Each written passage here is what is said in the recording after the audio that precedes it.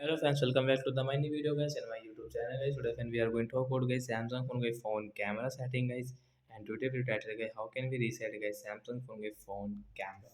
Hence we want to reset guys your phone camera settings. So how to reset guys phone camera setting today friends, I will show you, I will tell you guys. So before starting video friend, first of all go and subscribe the channel guys, click the bell icon, like the video. So friend, first of all guys, open guys your phone camera setting, and friends you can see guys the setting icon left side, we will tap here. So after my phone camera setting, as you can check as your phone camera setting, as you can use from here.